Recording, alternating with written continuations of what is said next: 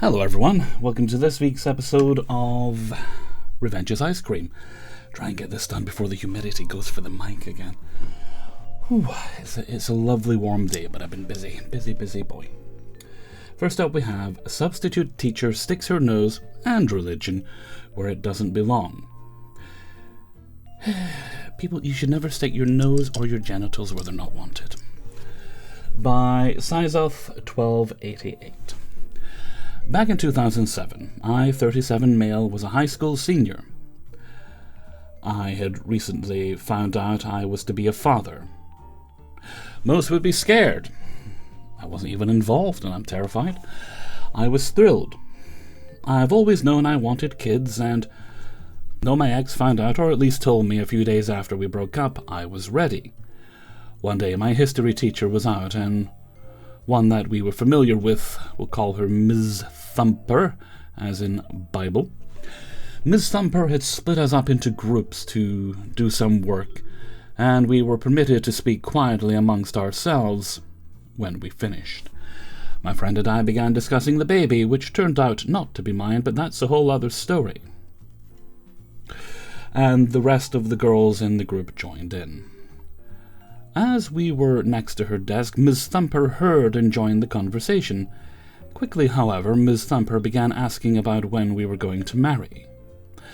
Now, I was raised that staying with someone you don't have feelings for because a child is involved only ends in hurting everyone. That's because you were raised by relatively smart people, I'm assuming.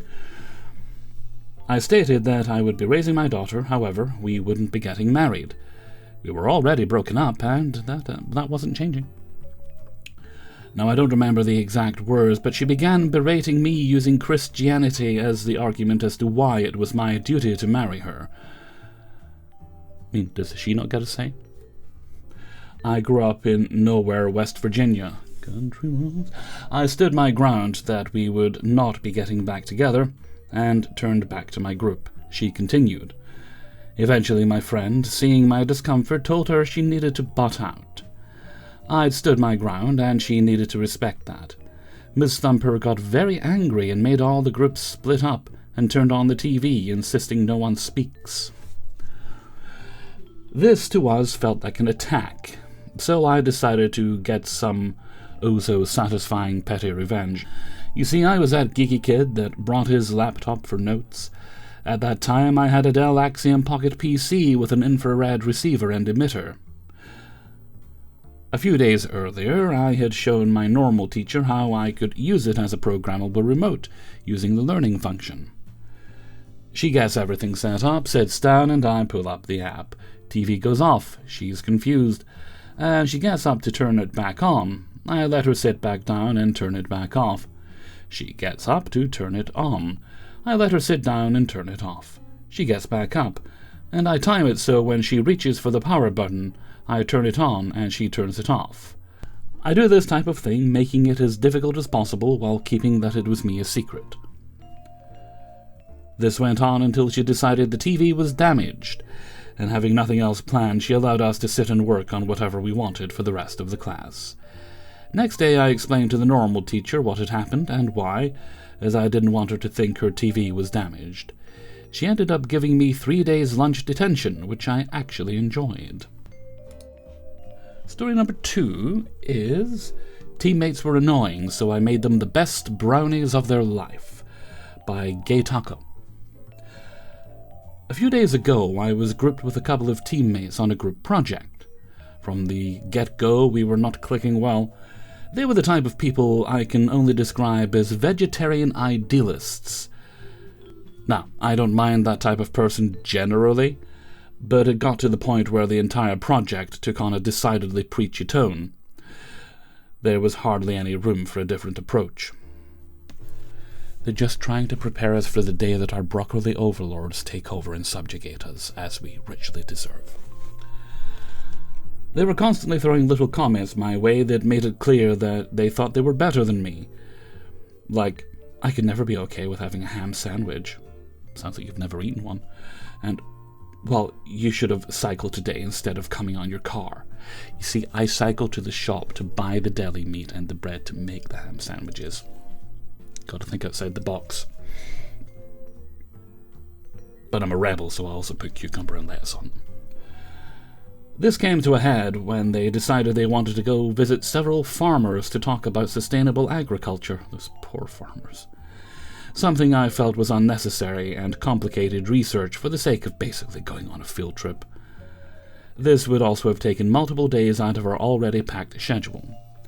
So I refused to go. I told them I was fine with them going, but I felt that I was already more than pulling my weight on the project. I explained that I did not feel like spending my time on something that ultimately would not contribute to the project. To their credit, they were very understanding. They left the next week and in total spent around 3 full days of our final week on this. Because I stayed home, I got stuck with finishing the actual research, while their excursions ultimately became little more than a footnote in the final report. This did not sit right with me, and since the end was in sight, I did not feel like making a big deal out of it, so I let it go. Mostly. As we were finishing up the project, we decided to do a potluck, and each bring something we made at home. Now this is where my plan started to hatch. I have a killer brownie recipe. They are incredibly moist and very flavorful, and I have honestly just been disappointed by any other brownie since. So, come the potluck, I brought a full tray of these brownies, and of course they loved it. Everyone came for seconds. They were that good, eh? And the entire thing was empty before the end of the day. Then came the inquiries for the recipe. Oh my god, these are so good. Please send the recipe to me. No way, I need this recipe. Of course, I promised I would send it at a later time, but never planned on doing that. I kept coming up with excuses like, oh, I forgot, I'll definitely send it tonight. Eventually, we finished the project. We got good grades and went our separate ways. But even years later, I occasionally get a message from a group member asking for the recipe. I ignored them all. I love that the revenge here is literally just you made excellent brownies and you didn't do anything dodgy to them. I feel satisfied, knowing they will probably never have a brownie that was better than mine, which I feel like is a fitting punishment for a minor annoyance. But you see, the magic in the brownies might be to do with how you prepare them, because 2 people can use the same recipe and never get them right, so you could have given them the actual recipe and they could have spent the rest of their days with the right instructions, but just not the right know-how. Also, you made me want brownies, and I'm a little angry about that.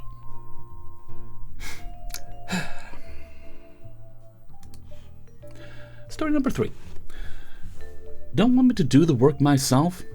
Okay, then run and do it yourself. By Winter Strawberries 6. No, I want strawberries dipped in white chocolate. I should have eaten before I started work. But I'm out of bread. No sandwiches. I've got plenty of things for dinners and snacks, but I don't want to eat chocolate before I start work, because that's... You don't want to start that habit. This happened a year ago. I worked at a buffet restaurant, and every shift, each staff was assigned one job. You had one job. Those being usually cashier runner, person who goes to pick up the food when it's ready, person who changes the food around, table managing, cleaning, washing dishes, etc. I was usually the runner, because I was faster than everywhere else. And we need to walk a long way to the kitchen to pick up food and come back, and we had to do it in 3 minutes, or else our leader would call the kitchen to ask us where we were. There is a counter between the kitchen and the corridor that you pass through with the cart. Usually you go in, ask for the food, food please. They will put it on the counter, there you go, in a few seconds to a minute. You put it on the cart, and you can go back to the restaurant, but sometimes they will be understaffed. And if we are in need of something simple like sausages, green onions, or jam, hopefully not all at the same time, we usually just get inside the kitchen and grab it ourselves. This is not a rule, it's just something that happens sometimes if they were really busy. In that case, we were in need of some sausages, 1 or 2 food items, and green onions. Got that song in my head now. I knew where all the sauces and green onions were, so after asking them and waiting for more than a minute, I shouted, "Coming in, grabbing green onions," and went in the kitchen. As I was pouring the pre-cut green onions on a bowl, one of the chefs walked in my direction screaming at me to leave the food, and that it was not my job, and that I was doing it wrong. I was not. I asked him why, because we have been doing that for years at that point, and he said that it's his job to do. Well, fucking do it then, you jizz-rag of a human being, and that I'm only supposed to ask and wait. So next time I needed something, I entered the kitchen, and as the chef was preparing something else, I started screaming, "Sauce 1, sauce 2, green onions, honey, this, that, this, also something else," until I finished the full list, which were all mostly things I knew where they were and could have grabbed during the time I was screaming the names and waiting. The chef didn't say anything for a few seconds, so I screamed all of it again, and on the third time, while he was grabbing one of the sauces and placing it on the counter, he said, "Just me here, stop screaming and just put the paper there and wait." I responded that I have to go back to the restaurant in 3 minutes or else he will call to check what I'm doing, and I would have to say that he was taking too long to bring me the stuff. So he said, "Okay, just go in there and grab it." And I reminded him that he told me the other day that I was not supposed to touch anything because that was not my job. But I guess he changed his mind, because he just said, "Forget it, just do it." But I reminded him again that he made it official that I can't do that, so I would have to contact the leader to make sure that I was allowed to, and the chef had to run around the kitchen for a few minutes to grab everything I needed, and never complained about us being inside the kitchen afterwards. And story number 4 today is Just Complying with Your Written Expectations and Directions, Boss by Speddy23. I was working at an IT help desk at a large hospital quite some time ago.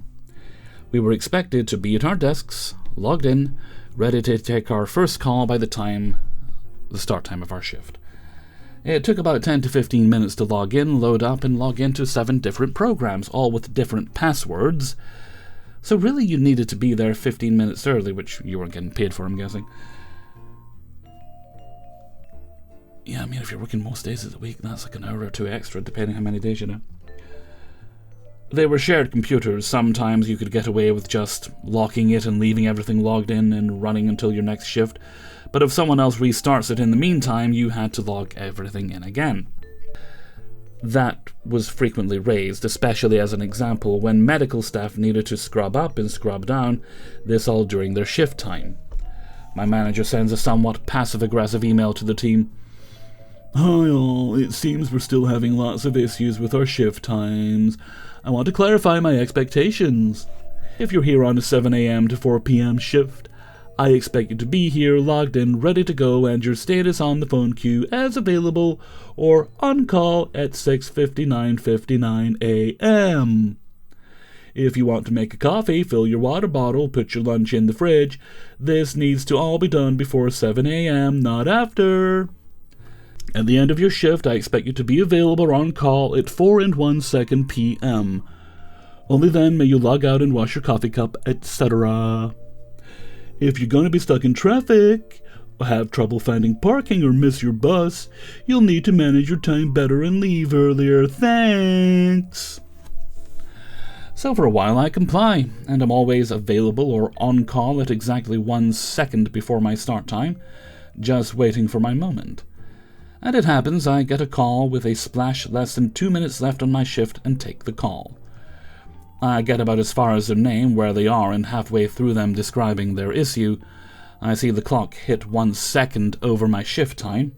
I say, "Sorry to interrupt you, my shift is over, goodbye." Hang up, log off, and go home. Of course they complain, and my manager pulls me into his office asking me to explain why I did what I did. I explain. Well, I was available on the phone until about 2 minutes before the end of my shift time. I answered the call, putting my status to on call until 1 second past my shift time, so I logged off. They replied, "No, if you're on a call, you need to finish that call first," to which I reply, "Your email says we are expected to be available or on a call 1 second before our shift time, which I have been. It also says we are expected to be available or on a call until 1 second past our shift time, and only then may we log off. I am simply following your expectations and written directions. Of course, this was a very career-limiting move, but at this point I had already my foot halfway out the door. Alright, fifth and final story for today is You Get What You Deserve by Miss T81. I have a next-door neighbour. I'm in a semi-detached house in the UK, who moved in summer of 2002. This is a mother and daughter. The daughter is significantly older than me, and her mother is in her 90s now. They were moved to this area after receiving death threats where they were before. The estate they lived on prior to this tiny, quiet close was a council estate. The daughter doesn't work, as she is the primary carer for her mother, but that doesn't stop her obsessing over and fixating on things. The death threats they received were from all the neighbors after this stupid woman accused everyone of benefit fraud. They all knew it was her because they acted better than everyone else. At first, when I heard the story, I thought, oh, how awful. How did they know it was her? Until she did the same right here. That's another story. This woman began fixating on us. I've always fed garden birds and hedgehogs to keep the numbers up around this area. The garden and paths are always kept tidy, and most importantly, there are no rats that aren't being eaten by the local fox population. I live in a semi-urban area of a city right on the edge of the countryside, so we do get foxes coming through, and they have always dealt with any rats. Fast forward a few years ago, I started noticing all the red pellets scattered wildly all around the outside of their house. It took all of 1.5 seconds to know this was rat poison. From what I understand of the law around poison use, you have to contain it to species-specific traps. But also, in this area, due to the protected field mice, the council don't want people to use it at all. I asked them kindly not to scatter it everywhere like that, because any animal will eat it. It's an anticoagulant-based poison, so the death will be slow and painful for them. After that, she accused me of keeping rats, and that I threatened to kill her. I didn't. The police turned up and wanted to inspect the garden for these rats. The policewoman was gushing over the garden, which is tiny but immaculate. She was amazed at the sheer number of species of bird we have seen in this tiny postage stamp of a garden. I reported her to the council regarding the use of poison in that careless way. The pest control guy at the council was so angry that he paid them a visit. Since nothing came of this incident like my neighbors hoped of, ever since then she has been endlessly banging and slamming cupboard doors closed until 2 or 3 a.m. I'm not that bothered by it because they go out most days, or at least she does, to do shopping or take the mother out, so I know I get time away from them. But it's annoying to be woken up by an almighty slam. Cut to my revenge to really piss her ass off after all the shit she's done. So much not listed here. I've decided to learn how to play the bagpipes. You monster. Without the practice chanter. I bought a set. If you know anything about them, it's that they don't always sound great. They never sound great when they are played well. So imagine the sound when they're being played badly. They arrived a few days ago. I plan to start when they're out in the garden. Well, I understand, but wouldn't it have been easier just to kill them? That brings us to the end of today's video. Big thanks to everyone who allowed me to use their stories. If you'd like to support the channel, you can sign up from my Patreon page, which is linked in the description. $1 or more, I'll take more, a month gets you early access to all the videos at once on Monday. There's also a link down there to my merchandise store over on Teespring, my Discord server, my Threads account, if you're into that sort of thing, yeah, if you're nasty, as well as my email address, which is kingofthecities@gmail.com. I think that's everything for now, so until next time, thank you very much for watching, and take very good care of yourselves. Bye-bye.